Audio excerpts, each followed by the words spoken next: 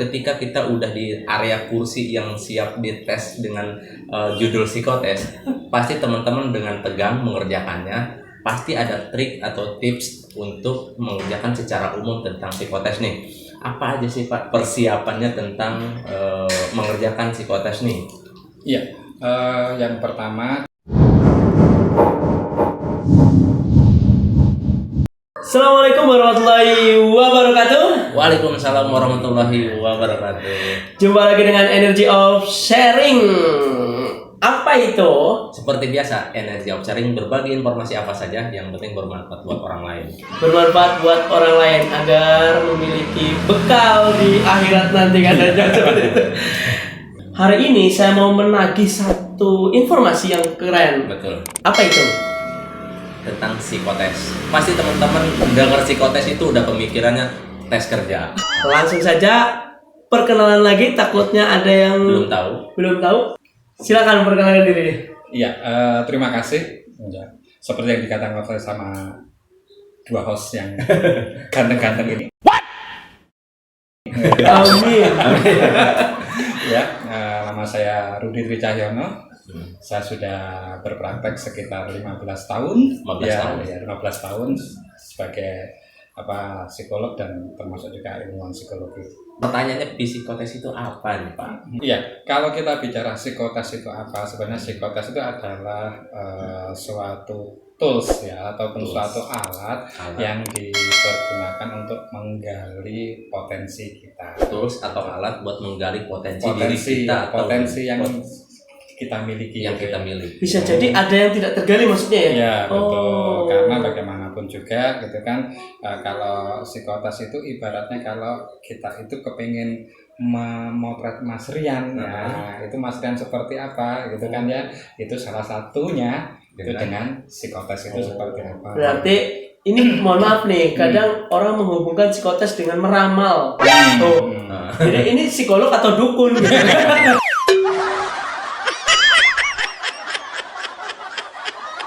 Ya, tapi kadang ada yang merasa begitu ya. Betul.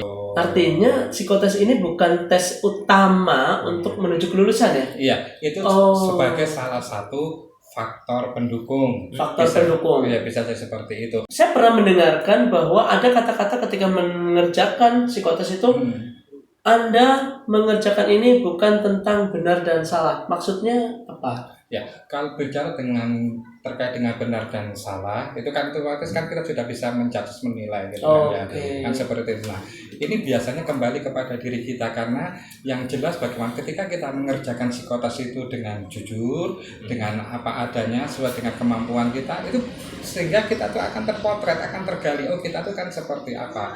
Nah, sehingga kami ini sebagai psikolog itu kadang-kadang kan berusaha untuk memberikan rekomendasi mamanya kepada perusahaan yang membutuhkan itu, biasanya apakah orang ini layak atau capable atau tidak gitu kan ya.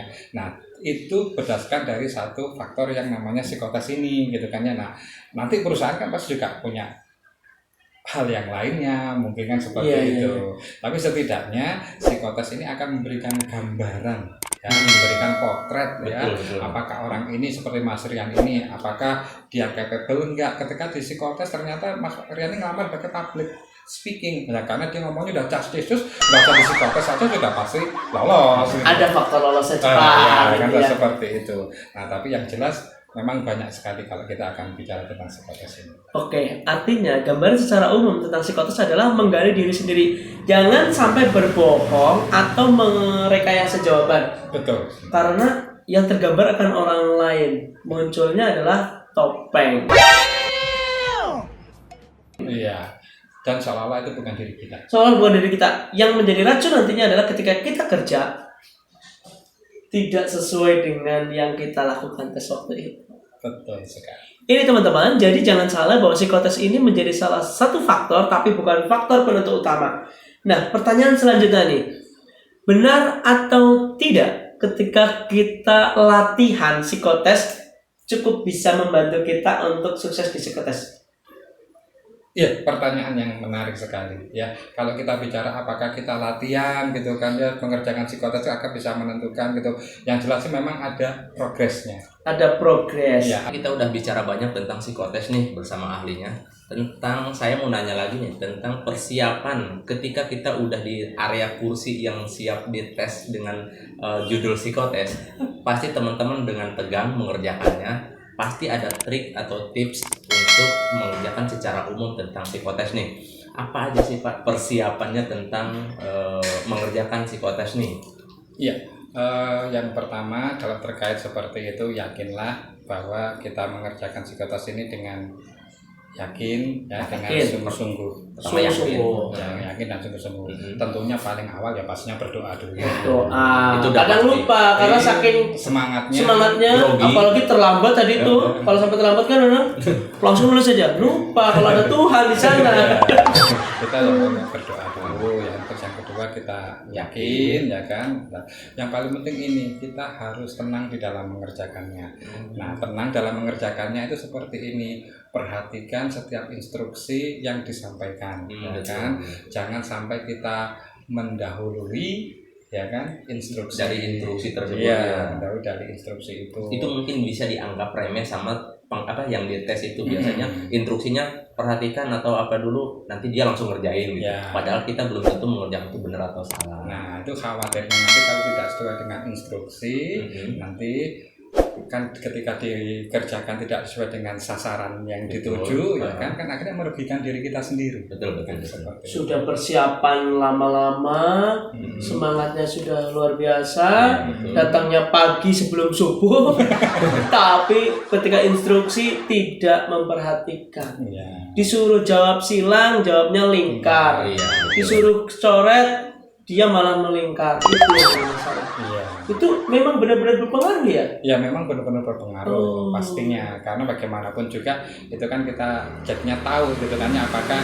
kandidat ini paham tidak gitu kan ya. Takutnya memang nggak pahaman, alias loading lama. Lola.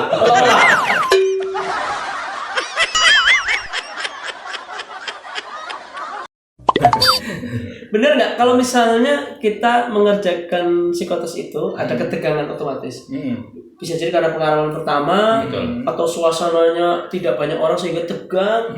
Itu mempengaruhi nggak? Harusnya jangan tegang kan ya? Itu benar atau tidak?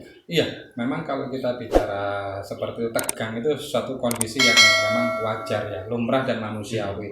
Tetapi usahakan itu jangan berlangsung dalam waktu yang lama gitu. Usahakan kendalikan diri kita, kendalikan emosi kita gitu kan ya, sehingga kita itu dalam mengerjakannya bisa tenang, bisa fokus. Nah, seperti itu. Karena bagaimanapun juga dengan kondisi yang lebih tenang, lebih rileks, itu semua potensi ataupun kemampuan yang kita miliki itu biasanya akan keluar dengan sendirinya. Artinya ketika teman-teman sudah siap dari pagi, istilahnya dari semalam juga sudah coba belajar sedikit, suasananya sudah tenang karena sudah punya bekal tadi itu, sehingga cukup rileks. Oke. Nah, kalau misalnya sudah melihat daripada persiapan tadi itu kan artinya setelah kita mengerjakan kita harus tahu dong buat apa sih psikotes itu gitu loh. Karena kan kita selain menggali potensi tadi itu ya, kenapa sih PNS, BUMN, swasta bahkan outsourcing sekarang pakai psikotes? Iya betul. Kenapa harus begitu gitu? Karena psikotes ini gitu kan yang jelas adalah berusaha untuk mencari kandidat yang terbaik ya, pastinya dari kandidat yang terbaik yang sesuai dengan posisi ataupun jabatan yang akan diembannya. Jadi kita dalam hal ini tentunya kami para psikolog tidak main-main ya dalam menentukan seperti itu, karena itu menyangkut tanggung jawab profesi kita, juga menyangkut tanggung jawab kita kepada Tuhan, itu pastinya akan seperti itu. Jadi kalau mamanya kenapa perlu psikotes gitu kan ya, intinya bahwa kita agar benar-benar kita tahu mendapatkan kandidat yang tepat. Kandidat yang tepat itu berarti secara personal skill dari dalam diri ya, secara pribadinya gitu kan ya, secara kematangan emosinya gitu kan ya, secara intelijensinya, kapasitas kemampuan berpikirnya itu memang benar-benar disupport atau benar-benar mendukung terhadap posisi yang akan diembannya. Kematangan emosi ini menjadi PR banyak orang, bahkan mungkin banyak posisi, karena banyak sekali yang punya jabatan tinggi, orang pintar bekerja tapi emosional. Iya. Sering ada yang sedikit-sedikit nangis. Misalnya gitu, ada sedikit-sedikit, mohon maaf nih, status di media sosialnya kemana-mana, itu masuk juga ya? Iya. Oh, jadi oke.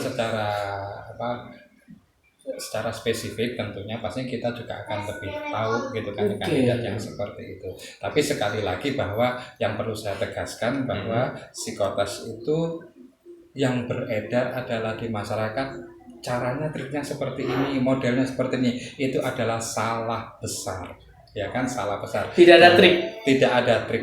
Aslinya berarti psikotes itu tidak ada trik ya? Tidak ada Tidak ada trik karena bagaimanapun juga ketika kita mengerjakan, ya itulah diri kita dan itulah kemampuan kita dan itulah potensi yang kita miliki. Makanya kalau kita mengerjakan dengan jujur, dengan tenang gitu kan ya, insya Allah itu akan tergambar kita tuh seperti apa. Karena bagaimanapun begini, ya Mas Rian ya, saya akan jelaskan bahwa kalau kita ya gagal di psikotes itu belum tentu kita itu gagal. Kalau kita gagal mengerjakan psikotes belum tentu gagal. Mungkin barangkali kita tidak cocok dengan posisi atau jabatan yang kita lamar tersebut. Bisa jadi ada tempat yang lebih bagus malah ya. Betul. Oke. Nah sekarang contoh kecilnya seperti ini. Saya diminta oleh suatu perusahaan X umpamanya untuk mencari kandidat seorang, ini saya sebutkan saja ya, contohnya marketing. Ya, marketing. Tentunya kami sebagai seorang psikolog kan ingin tahu mendapatkan marketing yang handal itu seperti apa. Ya kita akan cari orangnya seperti apa. Ya sekarang kalau seorang marketing, masa kita akan mencari kandidat yang nggak bisa ngomong. Maksudnya nggak bisa ngomong itu seperti ngomongnya sedikit sekali, gagap seperti terbata-bata. Padahal seorang marketing kan harus pede ya. Iya betul. Pede ngomongnya itu harus bisa meyakinkan orang. Betul. Ya, kan? Nah itu maksud saya bahwa di dalam psikotes itu kita mencari apakah seorang marketing itu ada di diri Mas Rian atau tidak. Seperti itu. Jadi belum tentu nih potensinya Mas Rian ini gitu kan ternyata gagal di psikotes itu psikotesnya buruk, bukan, tapi barangkali ada potensi lain yang akan bisa sesuai dengan posisi ataupun jabatan yang akan diembannya. Next.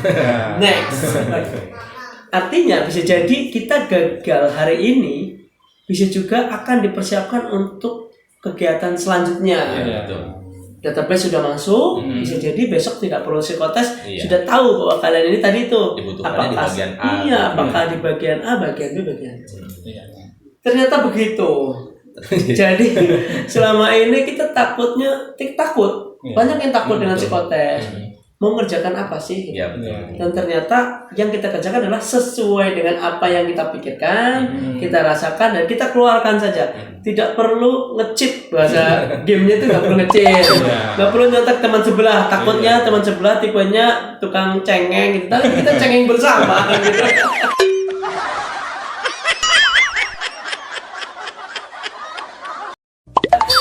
Ya teman-teman, ini menjadi menarik dan akan kita kupas tuntas terus apa yang menjadi teman-teman resahkan di dunia kerja. Semoga nanti bisa ada kesempatan lain dan bisa lebih detail dan lebih banyak lagi. Yang nanya juga jenis psikotes itu apa aja sih Pak? Teman-teman juga mungkin pengen tahu jenis psikotes itu apa ya? Sesuai kebutuhan di perusahaan biasanya kan. Kebanyakan. Iya. Kalau jenis-jenis psikotes seperti yang saya katakan tadi kan, Mas, sebenarnya itu banyak sekali. Tapi sekali lagi karena ini menyangkut kode etik kami gitu kan ya, dan dimanapun juga tentunya gitu kan ya, tentunya sebagai seorang ilmuwan psikologi ataupun terutama psikolog ya, dan terikat sumpah profesi kami bahwa memang kita tidak bisa menyebutkan secara detail di situ di sini. Artinya memang tidak boleh begitu gampangnya menjelaskan secara detail ya. Berarti saya baru tahu nih, saya sebagai orang awam bukan psikologi atau ini Jadi baru tahu nih kalau misalkan menyebutkan jenis-jenis psikotes atau menyebutkan tools buat alat-alat pengukur itu sebenarnya melanggar kode etik ya Pak ya. Betul, Jadi, melanggar kode etik dan nanti kita secara keorganisasian kita juga akan mendapatkan sanksi dan yang paling berat biasanya surat izin praktek kita akan dicabut gitu kan. Tidak ada tips yang benar-benar ngerjain ini bakal lulus gitu ya. Iya, Itu betul. Jangan lupa boleh langsung konsultasi pribadi. Iya betul. Silakan. Boleh. Nomor HP-nya ini saya berikan. Iya. Silakan WA langsung Japri. Ada izinnya katanya? Ada izin Ini prakteknya. ada izin prakteknya langsung ya. Sudah biasa melanglang buana ke Indonesia dan perusahaan-perusahaan besar silahkan untuk mendaftarkan di si beliau ini menjadi konsultannya, insya Allah bakal bagus banget lah. Ternyata udah oke banget. Ternyata nggak ada trik sama sekali mengerjakan psikotes. Yang penting jujur dari hati mengerjakan apa yang sesuai dengan instruksi. Tadi udah banyak lah disampaikan lah. Nggak ada trik yang pasti Pak ya. Jangan menjadi orang lain, jadi diri sendiri. Betul. Begitu? Terima kasih Pak Rudi, Om Ya, Rudi, Pak Mas Rudi. Rudi yang ganteng dan terpercaya. Udah ngisi di video kita tentang psikotes, tentang wawancara Iya. juga. Terima kasih banyak. Terima kasih dan semoga bermanfaat. Hmm. Assalamualaikum warahmatullahi wabarakatuh. Waalaikumsalam warahmatullahi wabarakatuh. The storms we chase are leading us.